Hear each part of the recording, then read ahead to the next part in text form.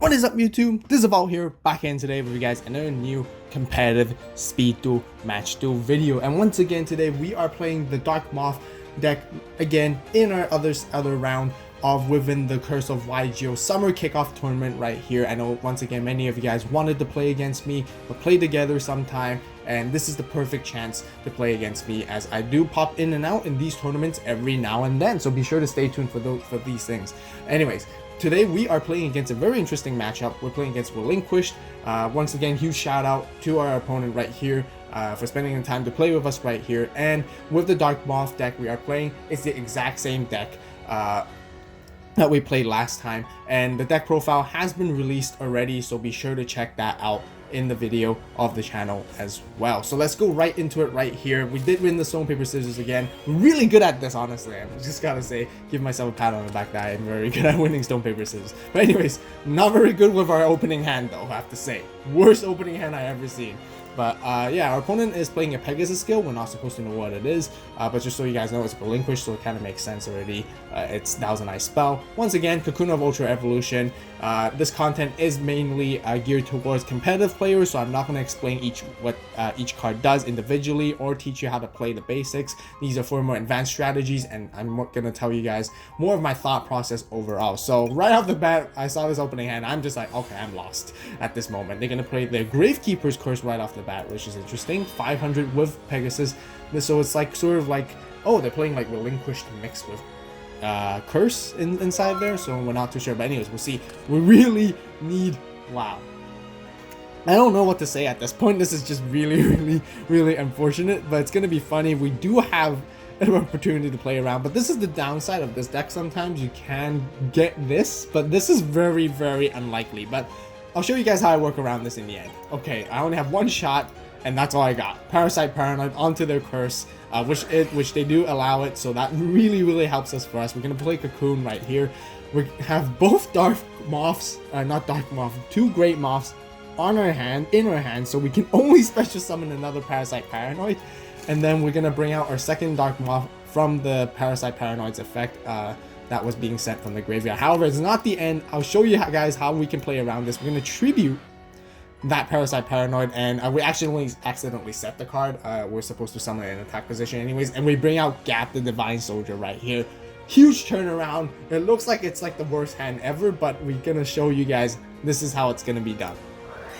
So yeah, I just said I misclicked on set. It wasn't intentional. I was intending to play it in attack position anyways. Anyways, we use the second part of Cocoon, shuffling back our Parasite. Usually before in the style, I like to play where I'm shuffling perfectly Ultimate Great Moth from the graveyard back into my deck rather than Parasite Paranoid in most cases, because that it makes more sense. It means that your Parasite Paranoid, the rest of them in your deck are still going to be useful, because then you have another Moth to basically play for the later mid game or late game basically.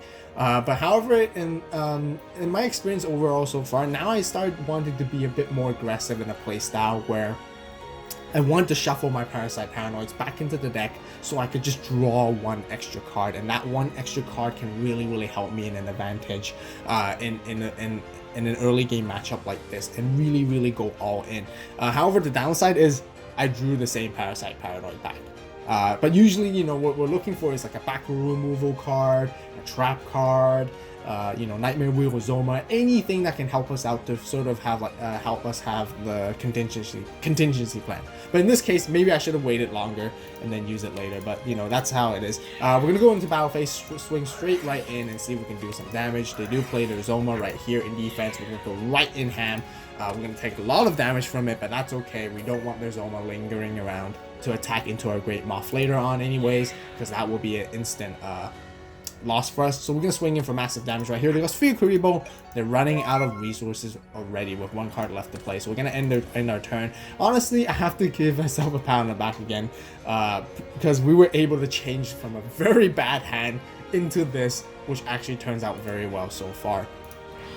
There's one misplay that we actually overlooked, was that Sphere Kuriboh shouldn't work against Gap Divine Soldier. Basically, the Dark Moth, the perfectly Ultimate Great Moth, should have went through in the attack and should have stayed in attack position, because that is what Gap's Divine Soldier's effect. That's why I believe you can't change it with Sphere Kuribo even. I know you can't change it with Windstorm or Kunai, or even Floodgate.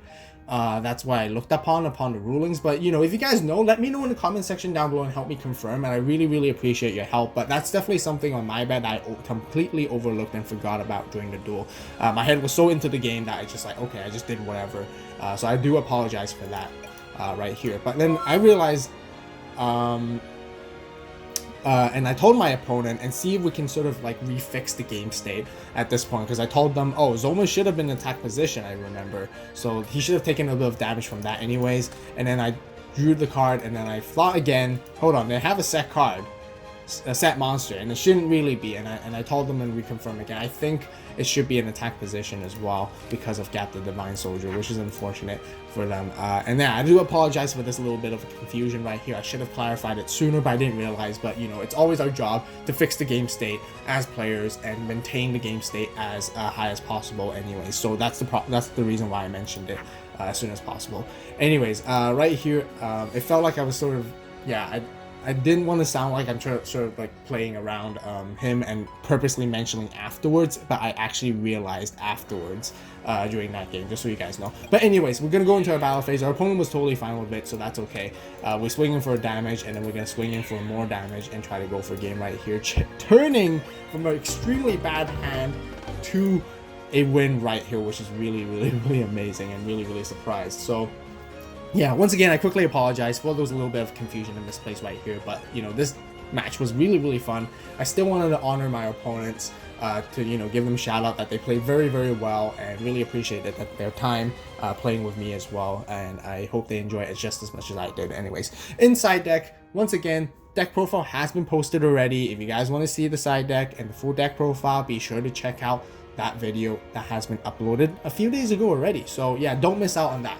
Anyways, right here, we didn't really side anything in, I think. Maybe I sided in a DD Crow, just for like anything, for like Sphere Kuribos or stuff like that.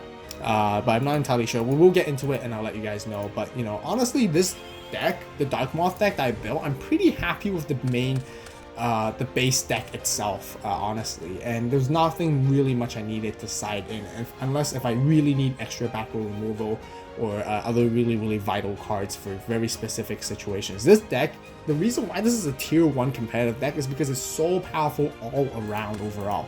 Anyways, let's just quickly go back into the duel. We are starting first, setting our New Doria and Dust Tornado and ending our turn right here. There's nothing else much we can do. Wait for them. They play their Senju. They go for the Relinquished play. So I think, unfortunately, they didn't see the Relinquished last turn, but finally they now do. Basically grabbing our monsters, taking our New Doria, setting back rows, and ending their turn. In the end phase, we're going to Dust Tornado their set card right here.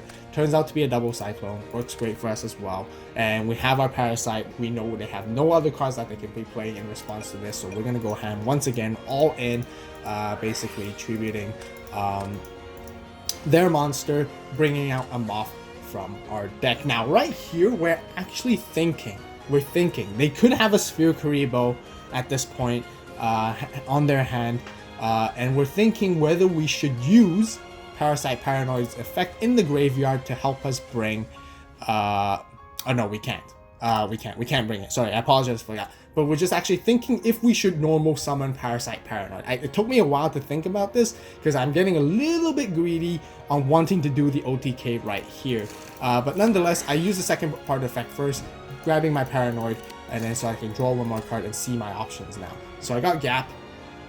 Okay, not a really great card I'm looking for, but once again, they have a wide open field. It took me a little bit. I'm just thinking, if they have a Sphere Kuribo, sure, we can force them to use it anyway sooner or later. They're gonna have to use it, yeah, sooner or later anyway. So we just went like, sure, we won the first round game anyways. Let's go for this one and see what happens and see if we can go for it. So we do swing in with Parasite Paranoid 500, and they do take all of it, surprisingly, and they don't have a Sphere Kuribo, which is very surprising. Huge gamble on my part, have to say.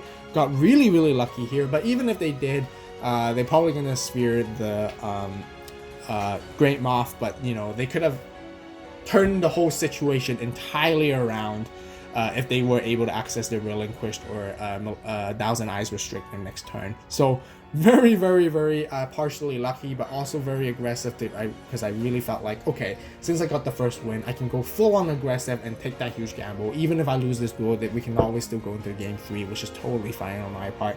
So, and this actually turned out and worked out very, very well. So really, really, really surprising. That's once again another competitive match right here in the tournament, hosted by Curse of YGO.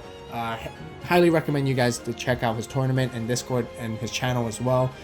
Be sure to take a look at that because he hosts really, really, really fantastic tournaments, and it's really, really exciting, really fun, really great community to play with as well. So right here, 2-0, and yeah, we're just like, you know, having just a quick post-game chat, sharing our thoughts and all that kind of stuff, and they have admitted defeat right here. Anyways, so yeah, if you guys enjoyed the video, enjoy the speed duel match, competitive match as well, be sure to hit that like button, comment down below on what cards you guys like to see as well inside this deck. Any suggestions will be open up as well. What do you guys think about overall the duel? Let me know and confirm with the ruling with Gap. It gets a little bit confusing sometimes, but that's sort of how we felt it was. I reached out and told my opponent this is what why I think it should be, and they didn't hesitate at all, and they didn't argue. So you know, we went with it overall. But yeah, it would be really, really appreciated if you can actually like confirm for us in the comment section down below if you guys, any of you guys know the ruling specifically.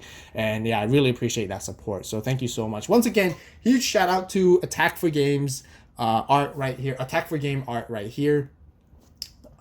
Being my opponent, really, really cool stuff. Really interesting because it's actually my first time playing against a Relinquished matchup right here, and yeah, we had a whole lot of fun. So yeah, huge shout out, very well played, really, really great sportsmanship. So yeah, really appreciate it once again. So yeah, if you guys enjoyed the video, be sure to hit that like button, click subscribe for more awesome speed duel competitive content right here. We're doing lots of these. We're going to still be featuring more matches of my Dark Moth deck coming up real soon, so you guys can see all the different matchups possible overall, and all the different kinds of opponents that we're actually playing against. So really, really excited to showcase more of that. So yeah, be sure to stay tuned, and yeah, thank you guys so much for watching. As always, you guys have a great day, great night, wherever you are. Stay tuned for the next video, and this is AVAULT signing out.